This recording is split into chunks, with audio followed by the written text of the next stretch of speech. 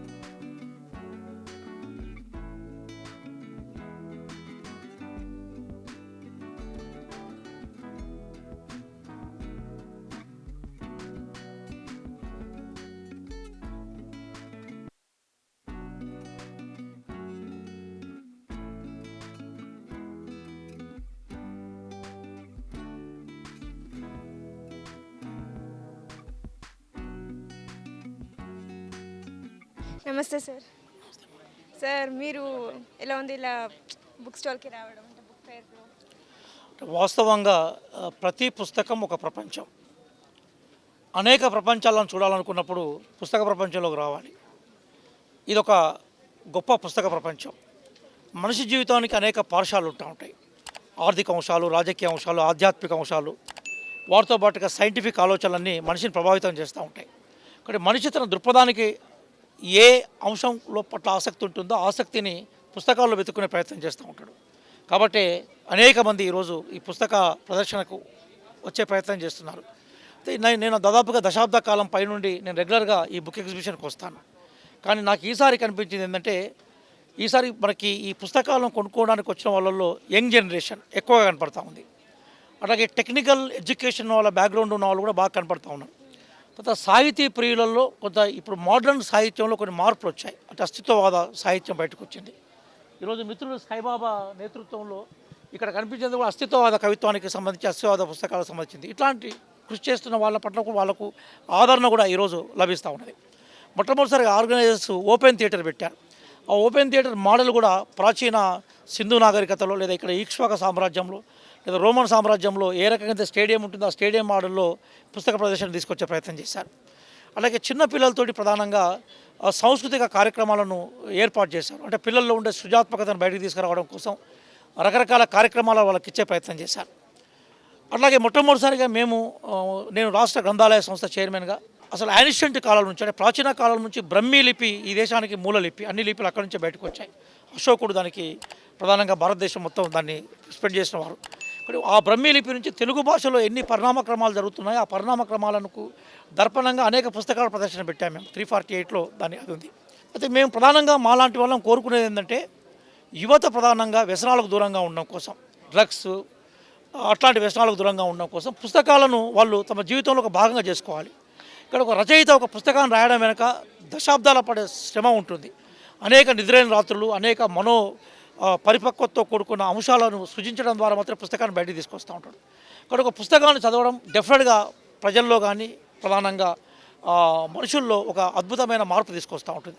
కాబట్టి ఇట్లాంటి పుస్తక ప్రపంచంలో రావడం వల్ల ఏమవుతుందంటే సమాజంతో అనుసంధానం ఏర్పడుతుంది. ఒక పుస్తకాన్ని ప్రేమించడం అంటే మనుషులను ప్రేమించడం, ఒక పుస్తకాన్ని ప్రేమించడం అంటే సమాజాన్ని ప్రేమించడం, ఒక పుస్తకాన్ని ప్రేమించడం అంటే ప్రపంచాన్ని ప్రేమించడం.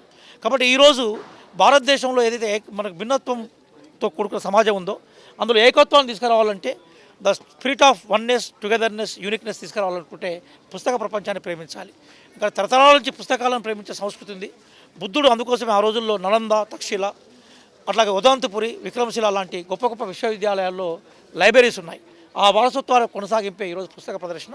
కాబట్టి నేను మీ ద్వారా, ఎందుకంటే మీరు చాలా పాపులర్ ఛానల్, చాలామంది చూసే ఛానల్ కాబట్టి మీ ద్వారా నేను విజ్ఞప్తి చేసేదంటే, దయచేసి చదువుకున్న అందరూ కూడా ఈ పుస్తక ప్రదర్శనశాలకు రండి, పుస్తకాలను మీరు కొనండి.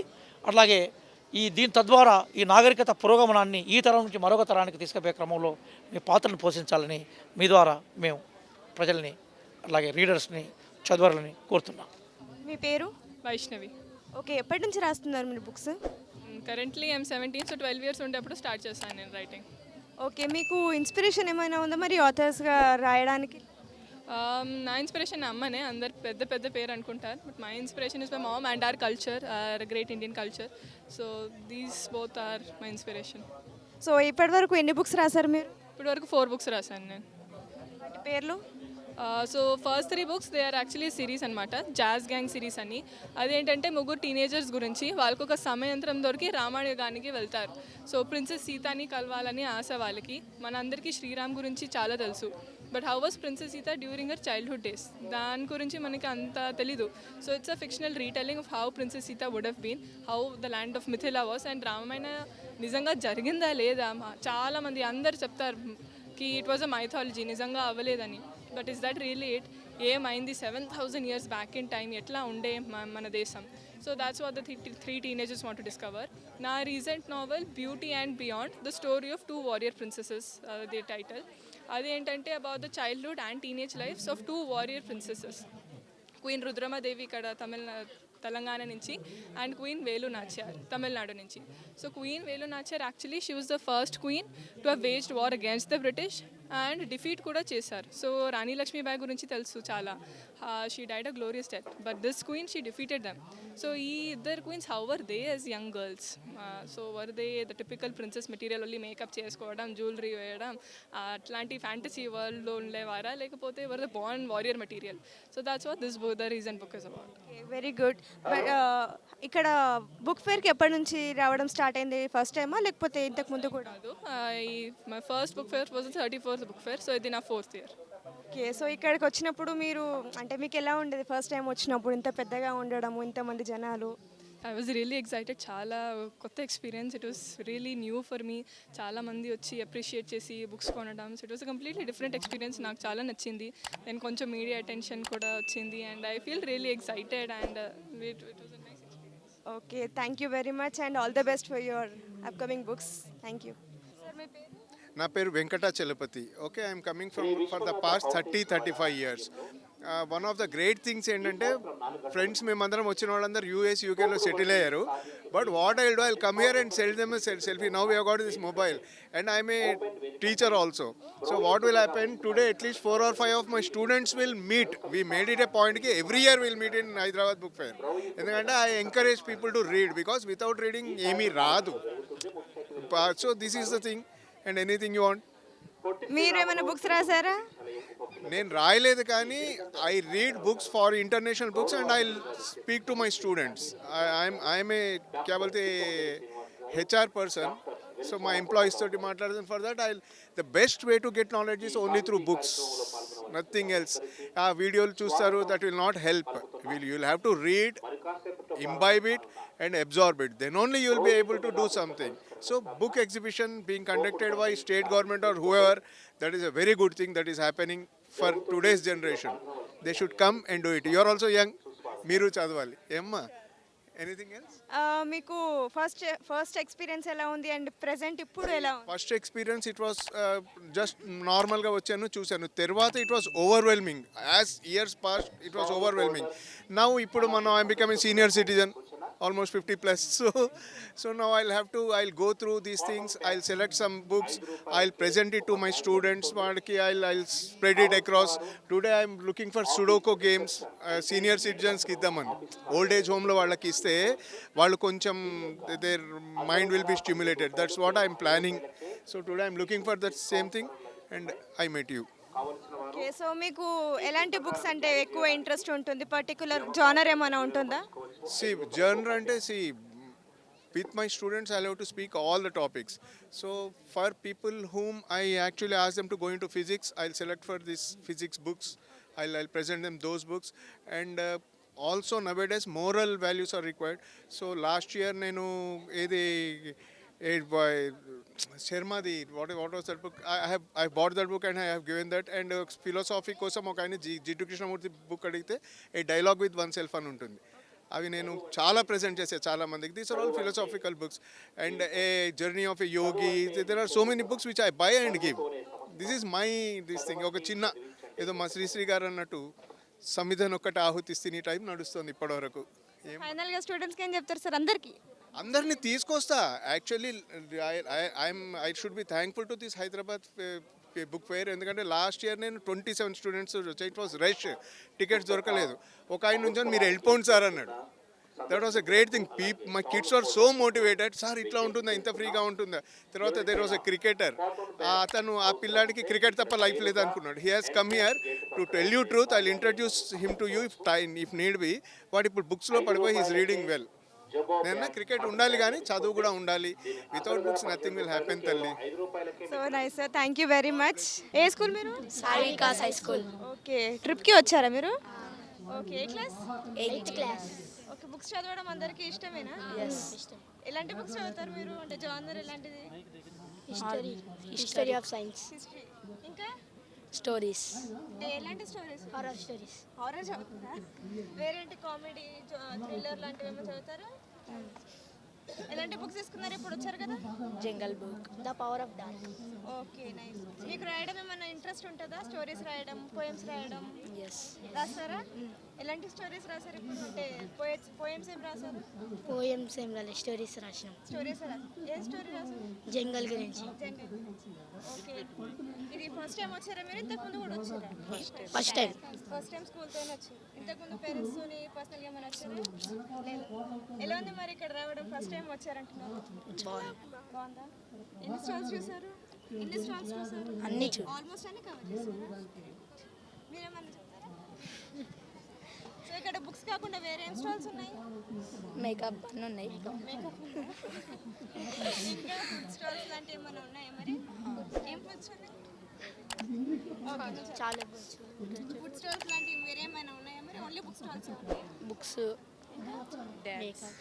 Dance stories. డాన్స్ చూసారా మరి? డాన్స్ ఇంకేమైనా ఉన్నాయా? వేరేమైనా చూసారా? బుక్స్ డాన్స్ కాకుండా ఓన్లీ ఇవే నార్మల్గా ఉన్నాయా? ఇవే చూసినాం. ఎంజాయ్ చేస్తారా మరి? వస్తారా మరి నెక్స్ట్ ఇయర్ నుంచి కంటిన్యూస్గా? వస్తాం. Okay, very good, thank you. Hi. Hi, నీ పేరు? గాయత్రి. ఏ క్లాస్ చదువుతున్నావు? 5th. ఓకే, నీకు బుక్స్ చదవడం ఇష్టమా? చాలా ఇష్టం. ఏం బుక్స్ చదివే ఇప్పటిదాకా? ఎనిట్ బ్లిటన్, ఎలెన్ మైల్స్, టామ్ గేట్స్, ఎలా diaries, Sudha Murty, Ruskin bond. Very good. అంటే ఇప్పుడు అందరూ ఫోన్స్ వాడుతున్నారు కదా చాలామంది నీ ఏజ్ వాళ్ళు. సో నువ్వు ఫోన్స్ వాడడం వదిలేసి నువ్వు బుక్స్ చదువుతున్నావు బాగా. సో ఇది ఎవరికైనా ఇన్స్పిరేషన్ తీసుకున్నావా లేకపోతే నువ్వు ఇలాగే చదువుతున్నావా? ముందు అమ్మ చదివేది నేను కూడా చూసి నేర్చుకున్నా. Very good. ఇప్పుడు ఏమైనా బుక్స్ తీసుకున్నావా ఇక్కడ? బోల్డ్ తీసుకున్నా. ఓకే, ఇప్పుడు ఎప్పటి నుంచి వస్తున్నావు ఇక్కడికి? హైదరాబాద్లో ఫస్ట్ టైం. లాస్ట్ ఇయర్ కూడా. ఓకే, సో ఎలా ఉంది ఇవాళ నీకు ఇక్కడ రావడం? నచ్చింది. ఏమేమి ఉన్నాయి ఇక్కడ? ఎన్ని స్టాల్స్ చూసావు ఇప్పటిదాకా? 4-5. 4-5 చూసావా? అంతేనా? నీకు ఎలాంటి బుక్స్ ఇష్టం? ఫిక్షనల్, థ్రిల్లింగ్, అలా adventure. Okay, very good, thank you very much. Hi ma'am. Hi, good evening. నా పేరు రోహిణి వంజారి. ఓకే, ఎక్కడి నుంచి మీరు? మేము హైదరాబాదే, లోకల్, పక్కా లోకల్. ఓకే, ఎప్పటి నుంచి పెడుతున్నారు ఇక్కడ స్టాల్? 3 days నుంచి స్టార్ట్ అయింది. ఇది 3వ రోజు. అంటే 37th ఫెయిర్ కదా ఇది. సో ఎన్ని ఇయర్స్ నుంచి పెడుతున్నారు మీరు ఇక్కడ? మేము ఇక్కడ 2 years మేడం. లాస్ట్ ఇయర్ పెట్టాము, మళ్ళీ ఈ ఇయర్. సో హెవీనే ఉంటుందా సేల్స్, విజిటింగ్ గిట? బాగుంది మేడం, పాజిటివ్గానే ఉంది. లాస్ట్ టైం కన్నా పాజిటివ్గా ఉంది. బుక్స్ చదివే వాళ్ళు తక్కువ అని బాధపడుతున్నాము. యూట్యూబ్లు, టెలివిజన్స్ ఇవన్నీ వచ్చిన తర్వాత, సోషల్ మీడియా పెరిగిన తర్వాత బుక్స్ సేల్ తగ్గిపోతుందేమో, బుక్స్ చదివే వాళ్ళు తగ్గిపోతారేమో అని చాలా భయపడుతున్నాము. అట్లా ఏం లేదు. సోషల్ మీడియానే. పుస్తకాలు ఎప్పుడు మస్తకాన్ని వెలిగిస్తాయి అనే మాటని రుజువు చేస్తున్నారు బుక్ ఫెయిర్లో. చాలా బాగుంది ఇక్కడ మాకు. సో మీకు బుక్స్ మీద ఇంట్రెస్ట్ ఎలా వచ్చింది మ్యామ్? బుక్స్ మీద ఇంట్రెస్ట్ అంటే జీవితం మేడం. జీవితంలో జరిగే ప్రతి సంఘటనని మేము పరిశీలనాత్మక దృష్టితో చూసాము. అది మా ఎదుట జరిగిన సంఘటనల్లో కొన్ని సంతోషం కలిగించి ఉండొచ్చు, కొన్ని దుఃఖాన్ని కలిగించి ఉండొచ్చు. అది ఏ సంఘటన అయినా సరే అది కొన్ని రోజులు మన మనసులో నలుగుతూ ఉండి దీన్ని ఎట్లయినా ఒక 10 మందికి మనం చెప్పాలి అంటే మనకు ఒక ఖచ్చితమైన మాధ్యమం ఉండాలి. ఆ మాధ్యమం ఏంటంటే కథల ద్వారానే మనము సమాజాన్ని మార్చగలము అనేది మా దృక్పథము. అలా మేము 8 మంది రైటర్స్, ఆదర్శిని మీడియా అనమాట, 8 మంది కలిసికట్టుగా ఒక చిన్న స్టాల్ని మేము పెట్టుకున్నాము. లాస్ట్ ఇయర్ పెట్టాము, ఈ ఇయర్ కూడా పెట్టాము. అదేవిధంగా ఇక్కడ మిగతా రైటర్స్ కూడా వచ్చి మా దగ్గర పుస్తకాలు పెట్టుకుంటున్నారు. సేల్స్ బాగున్నాయి. అదే మేడం. సో లాస్ట్ ఇయర్ స్టార్టింగ్కి ఇప్పటికి డిఫరెన్స్ ఏమన్నా ఉందా? డిఫరెన్స్ కొద్దిగా ఉంది మేడం. మేము అనుకున్నది ఈ డిఫరెన్స్ ఏంటంటే తగ్గుతాయేమో. ప్రతి సంవత్సరానికి మన సోషల్ మీడియాలో ఈ వెబ్ సిరీస్లు, యూట్యూబ్లు, రీల్స్ ఇవన్నీ గందరగోళంగా అంటే ఎట్లా అంటే తామర తంపరగా పెరిగిపోతున్నాయి. మన పుస్తకాల కోసం ఎవరు వస్తున్నారు అనేది మేము ఆలోచించాము. కానీ అలా ఏం లేదు. అన్ని రకాల పుస్తకాలు ఇక్కడ చూస్తున్నాం కదా. ఆధ్యాత్మికవి తీసుకుంటున్నారు, సాంఘిక పుస్తకాలు, ఫిక్షన్, నాన్ ఫిక్షన్ అన్ని రకాల పుస్తకాలు కూడా ఆసక్తిగా చూస్తున్నారు. పిల్లలు కూడా వచ్చి చూస్తున్నారు. హై స్కూల్స్ నుంచి చాలామంది పిల్లలు వస్తున్నారు ఇక్కడికి. వాళ్ళే కదా నేటి బాలలే రేపటి పౌరులు. మరి ఆ పిల్లలు ఇవన్నీ చూసి వెళ్ళి వాళ్ళ టీచర్స్కి తీసుకెళ్లారు. అది చాలా సంతోషం అనిపించింది నాకు. మా టీచర్కి ఒక మంచి కథల పుస్తకం కావాలి, మీరు తీసిస్తారా అంటే నేను ఒక పుస్తకం వాళ్ళకి తీసిచ్చాను. పిల్లలు సంతోషంగా తీసుకెళ్ళి ఆ కథల్ని ఆ టీచర్ చేత చెప్పించుకొని నెక్స్ట్ ఆ కథల్లో ఏముంది, సమాజానికి ఉపయోగపడేవి ఉంది అంటే మనం ఒక కథలు రాసినప్పుడు ఆ కథల వల్ల సమాజానికి మంచి జరిగినా జరగకపోయినా చెడు మాత్రం జరగకూడదు. సమాజానికి మంచి జరిగే కథలే రాయాలి. ఒకవేళ ఏదన్నా ఒక సంఘటన జరిగినప్పుడు ఆ సంఘటనని మనం ఏ విధంగా ఒక పరిష్కారం చూపించవచ్చు, ఒకవేళ చూపించలేకపోయినా చెడు మార్గంలోకి మాత్రం పోనీయకూడదు మేడం. అది రచయిత అన్న వాళ్ళ సామాజిక బాధ్యత అది. సో మీకు పర్సనల్గా ఇలాంటి బుక్స్ ఇష్టం, నాకు అంటే ఒక ఇంట్రెస్ట్ ఉంటుంది కదా కొందరికి ఇలాంటి బుక్స్ మీద. సో మీకు అలా ఏమైనా ఉందా? నాకు ఖచ్చితంగా మానవత్వం అంటే ఇష్టం మేడం. ఈ 4 మెట్ల వ్యవస్థ ఉంది కదా, కుల వ్యవస్థ, అది వద్దు. సమాజంలో అందరూ సమానమే, అందరికీ సమాన హక్కులు కావాలి, అందరూ సంతోషంగా ఉండాలి అనేది మా దృక్పథం మేడం. Thank you madam. మీరు ఎప్పటి నుంచి, మీరు కూడా సేమ్ మేడం? అవును మేడం తోటే అంటున్నాను. మీకు ఎలాంటి బుక్స్ అంటే ఇంట్రెస్ట్? నాకు ఎక్కువ ఎడ్యుకేషన్ సంబంధించి ప్లస్ సైకాలజీ సంబంధించి ఎక్కువ ఇంట్రెస్ట్ ఉంటుంది. మీకేమన్నా రాయాలనిపించింది? ఎప్పుడన్నా రాసారా ఏమన్నా? మామూలుగా పోయిటరీ రాస్తుంటాను, రివ్యూస్ రాస్తుంటాను, బుక్స్ రివ్యూస్ రాస్తుంటాను. మీరు ఎప్పటి నుంచి బుక్స్ చదవడం ఇంట్రెస్ట్ చూపించారు? నేను 2000 నుంచి ఇంట్రెస్ట్ చూపిస్తున్నాను. 2000 నుంచి వెళ్ళి. Okay sir, thank you very much. Sir మీ పేరు? నా పేరు అయ్యన్న బాబు అండి, ఎక్కడి నుంచి మీరు? హైదరాబాద్. సో స్టాల్ పెట్టడం ఇక్కడ this is the first time కదా. ఓకే, ఎలా ఉంది మీకు పెట్టడం థాట్ ఎలా వచ్చింది ఫస్ట్? యాక్చువల్గా వీఆర్ బుక్ లవర్స్ అండి. ఎప్పటి నుంచో మాకు రీడింగ్ అనేది ఒక హ్యాబిట్ మా చిన్నప్పటి నుంచి. సో ఈ మధ్యకాలంలో ఈ ఆన్లైన్ ఎఫెక్ట్ వాళ్ళు సరిగ్గా చదవట్లేదు అనే ఒక ఫీలింగ్ ఉంది. But we're very happy. ఈ క్రౌడ్ నుంచి చాలా హ్యాపీ ఫీల్ అవుతున్నాం. సో మేము మా అభిప్రాయం తప్పు, చాలామంది ఇంకా బుక్ చదువుతున్న ఒక హ్యాపీనెస్ అయితే ఉంది మాకు. 3 days అవుతుందండి. ఈరోజు గుడ్ అండి, everything is going well. Okay, మీకు ఎలాంటి బుక్స్ అంటే ఎక్కువ ఇంట్రెస్ట్ ఉంటుంది? నార్మల్గా సమాజానికి సంబంధించిన బుక్స్ అయితే I'm very happy to read అండి. ఓకే, సో అంటే పర్టికులర్ జానర్ లాంటివి ఏం లేదా? లేదండి, అంటే ఈ సొసైటీని ముందుకు నడిపించగలిగిన సమాజానికి సంబంధించిన బుక్స్ అని నేను చదువుతూ ఉంటాను.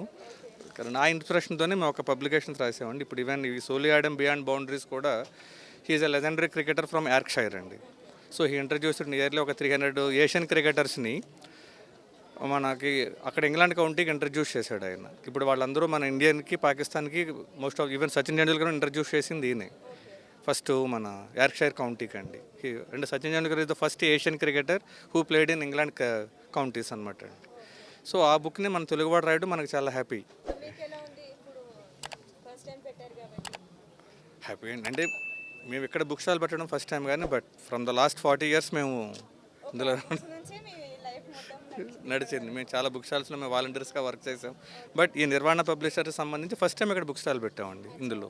బట్ లాస్ట్ 12 years బట్టి మేము వస్తూనే ఉన్నాం. బట్ కరోనా తర్వాత ఇంకా మళ్ళీ ఇదే ఫస్ట్ టైం ఇక్కడ పెట్టారు. బిఫోర్ దట్ కూడా మేము ఈ బుక్ స్టాల్కి ఇక్కడికి వచ్చి బుక్స్ అని కొనుక్కుని వెళ్ళేవాళ్ళం. బట్ ఈసారి హ్యాపీయెస్ట్ థింగ్ ఏంటంటే మేము ఇక్కడ స్టాల్ పెట్టడం. Thank you. ఇది ఈ ముస్లిం సాహిత్య స్టాల్ ఇది. నా పేరు స్కై బాబా. ఇక్కడంతా తెలుగులో వచ్చిన అస్తిత్వ ఉద్యమాల్లో భాగంగా వచ్చిన ముస్లింవాద సాహిత్యం ఉంటుంది. ముస్లింల కథలు, తెలుగులో రాసిన కథలు, కవిత్వము, నవలలు, తర్వాత పత్రికలు వగైరా అన్నీ ఇక్కడ దొరుకుతాయి. అయితే మొత్తము 350 స్టాల్స్లో తెలుగులో ముస్లిం సాహిత్యము, తర్వాత ముస్లిం సామాజిక విషయాల మీద ఉన్న ఏకైక స్టాల్ ఇది. స్కైబాబా స్టాల్ అనే పేరుతోని మేము ఇది పెట్టాము.